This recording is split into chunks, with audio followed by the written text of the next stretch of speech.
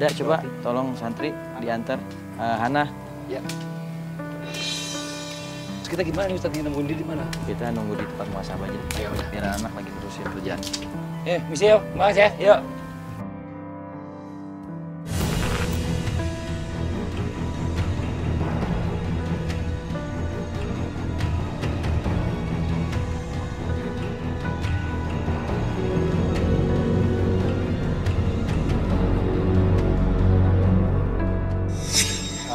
Mbak Cadel, ini sekarang kita udah ketemu sama Ustadz.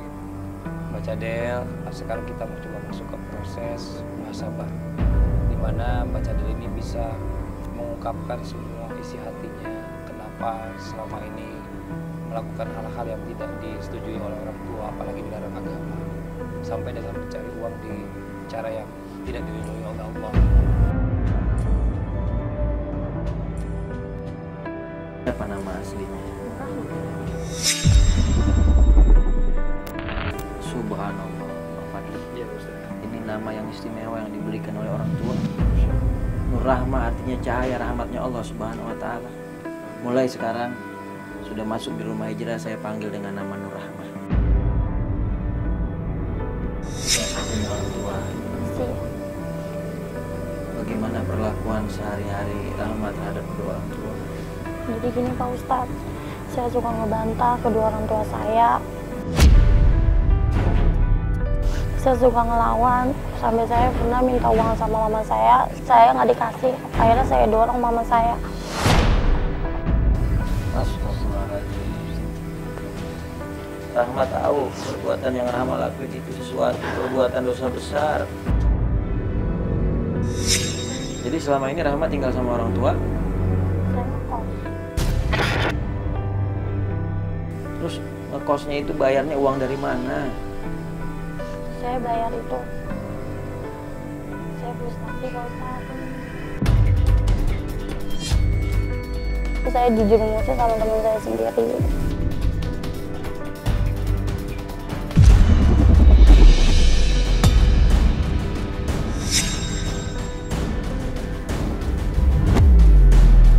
Astagfirullahaladzim. Memang kamu terjerumus dengan teman-teman kamu itu terjerumus seperti apa yang dimaksud? Ngejerumin saya biar saya jalan sama orang yang lebih tua dari saya dapat duit.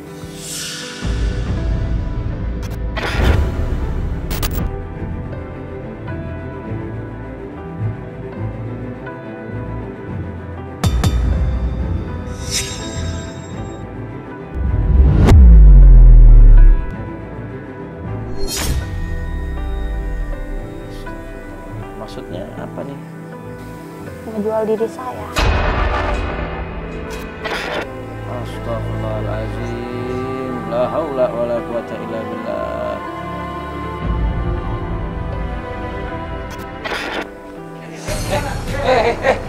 Anak. Tolong. Ikut.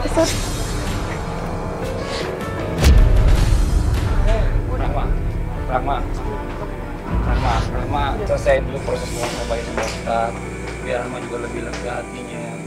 Saya malu Bang, saya malu. Rahma nggak usah malu. Mudah-mudahan ini bisa jadi contoh buat teman-teman yang ada di luar sana yang sekarang belum mau juga mengakui seperti Rahma. Jadi mau mengakui kesalahannya dan tidak akan melakukan lagi hal yang seburuk ini dalam hidupnya. Aku juga bisa merasakan apa yang kamu rasakan. Kamu tenang aja.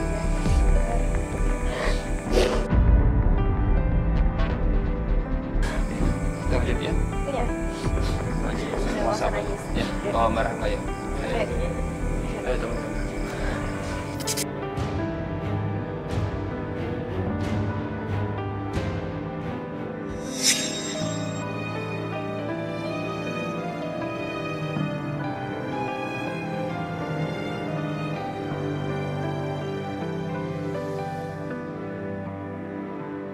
Bagaimana kau merasa bangga akan dunia yang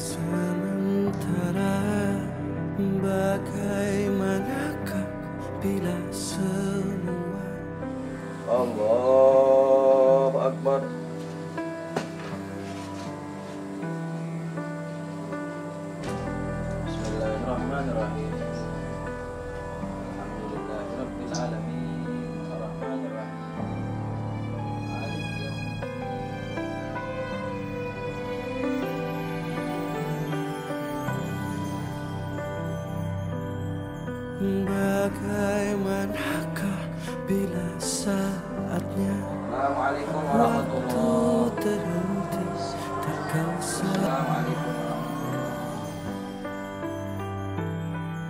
Bagaimanakah bila saatnya waktu terhenti tak kau Ya pemirsa, setelah kemarin kita melewati proses muhasabah, sekarang kita masuk ke proses selanjutnya adalah shock terapi. Shock terapi ini sepertinya kali ini Ustadz menyiapkan banyak hal nih Ustadz. Ya, apa aja bisa dijelaskan Ustadz? Ya begini Bang Fadli. Ya Ustadz. Kita siapin shock terapi untuk malam hari ini. Ada perumpamaan ibroh daripada azab ataupun hukuman bagi pezina, baik laki-laki atau perempuan di dunia. Dan yang kedua, azab bagi mereka nanti di neraka Allah Subhanahu wa taala. Nah, yang hari ini akan coba diberikan apa nih Ustadz? Kita akan perlihatkan bagaimana proses rajam. Ya. Ketika seseorang yang melakukan perzinahan, kita rajam, kita lempari batu kecil ya sampai dia meninggal dunia. Sebagaimana di dalam Al-Quran, surah An-Nur, Allah Subhanahu wa taala berfirman, "Wazaniyatu wazani fajridu kulla wahidin minhuma mi'atu jaldah." Sesungguhnya ketika ada perempuan dan laki-laki melakukan perzinahan, maka hendaklah dijaldah bagi mereka keduanya dengan 100 kecutan. Dan untuk azab di neraka, di dalam berbagai hadis Rasulullah SAW menjelaskan bahwa ada orang-orang yang berzina nanti di neraka mereka akan dipanggang di dalam api neraka. Dan dalam sebagian riwayat lagi dikatakan bahwa dia akan ditusuk dengan besi panas. Sekarang mungkin untuk lebih jelasnya lagi, mungkin bisa disimulasikan aja Ustadz. Ya, boleh. Coba tolong dibantu bawa. Ya.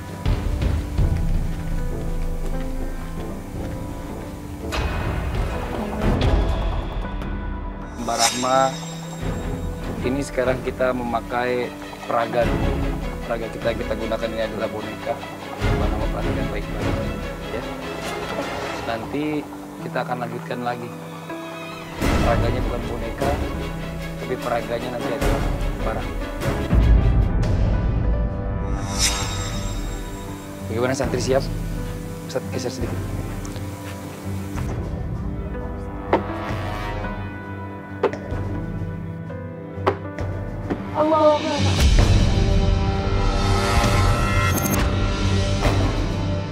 Astagfirullahaladzim.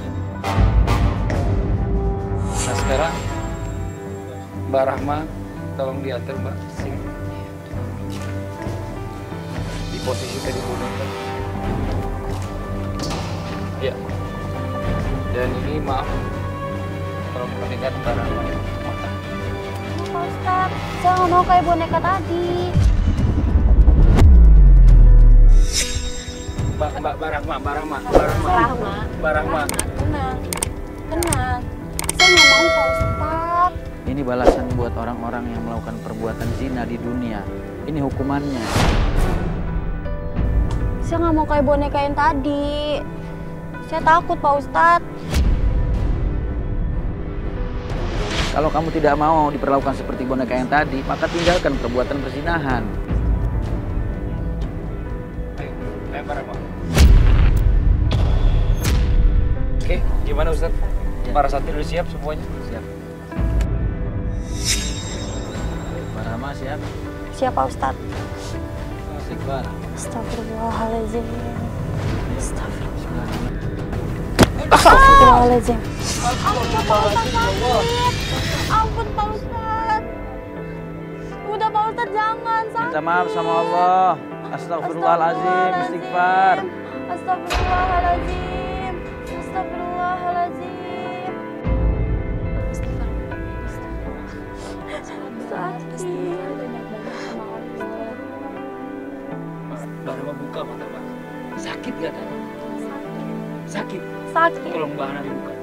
Dibantu buka. Tomat yang sudah direbus yang lembek Mbak. Bagaimana dengan batu?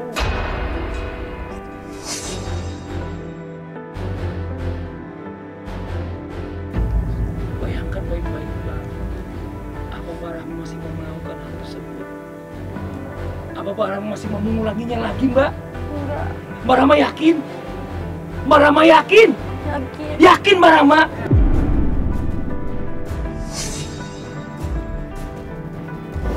Ustaz, Ya, apa? ini gimana Pak Ustaz? Kita mau lanjut lagi terapi berikutnya. Ya, kita perlihatkan bagaimana ibroh nanti di neraka.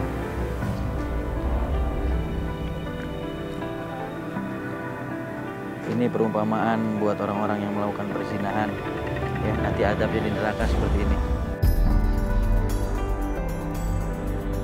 Tadi seperti yang saya terangkan, bahwasanya orang-orang yang dia melakukan perbuatan zina di dunia, ketika mereka tidak mendapatkan hukuman di dunia, maka nanti dia akan mendapatkan adab di nerakanya Allah Subhanahu wa taala kalau mereka tidak bertobat kepada Allah taubatan nasuha. Kecuali orang-orang yang bertobat kepada Allah Subhanahu wa taala taubatan nasuha, maka mereka akan mendapatkan ampunan daripada adabnya Allah Subhanahu wa taala di neraka.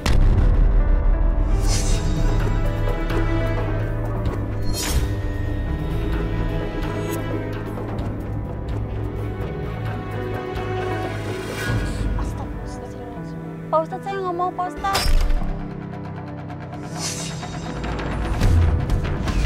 Astagfirullahaladzim, ya Allah. Pak Ustadz, udah Pak Ustadz, saya takut. Oke, Mbak Rahma siap ya? Ini mau ditusuk Mbak Rahma? Enggak, saya nggak mau, saya nggak mau. Kalau dipegangin aja deh. Enggak, saya nggak mau, enggak. Saya nggak mau, saya nggak mau. Rama, sabar. Masuk, Saya nggak mau. dipegangin aja, Saya nggak mau, dipegangin saya aja. nggak mau. Ustaz, saya takut. Pasti sakit rasanya, saya nggak bisa ngebayangin. Makanya mulai dari sekarang Mbak Rahma harus bertobat kepada Allah Subhanahu wa taala taubatan nasuha. Karena syarat daripada taubatan nasuha itu yang pertama harus menyesali perbuatan dosa yang kita lakukan. Yang kedua, meninggalkan perbuatan dosa itu untuk selamanya. Yang ketiga, berjanji untuk tidak kembali kepada perbuatan dosa tersebut. Kalau dosa itu berkaitan dengan hak orang lain, maka kita harus meminta ridho dan maafnya. Dan ini adalah kesalahan yang besar, termasuk perbuatan yang diharamkan oleh Allah Subhanahu wa taala, termasuk daripada dosa besar. Udah cukup, Pak Ustadz, saya mau tobat, Pak Ustadz, saya nggak mau ulangi lagi. Saya mohon ampun, ya Allah.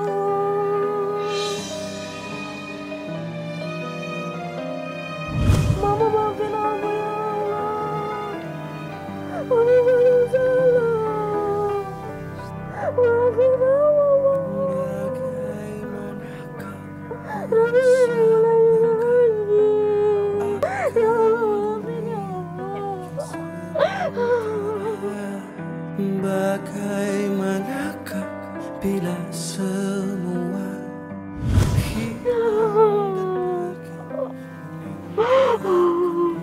Biar kamu banyak istighfar. Gak usah ngulangin yang lalu. Bang Fadli, kayaknya biar Mbak Rahma dibawa istirahat dulu aja. Oke, Ustaz ya. Masuk ya Mbak Hana, dibawa istirahat dulu aja. Baik, Ustaz. Besok kita akan lewati proses berikutnya.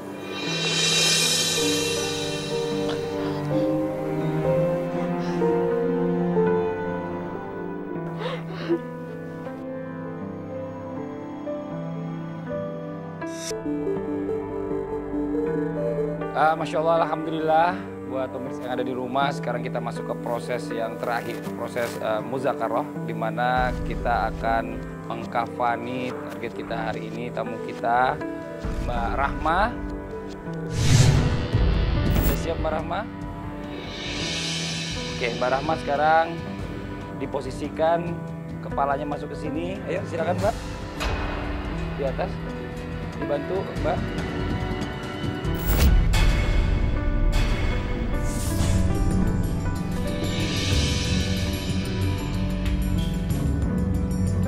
Saya takut, Pak Ustadz. Saya nggak mau, Pak Ustadz. Saya takut. Nggak apa-apa, bismillah. Enggak, saya takut.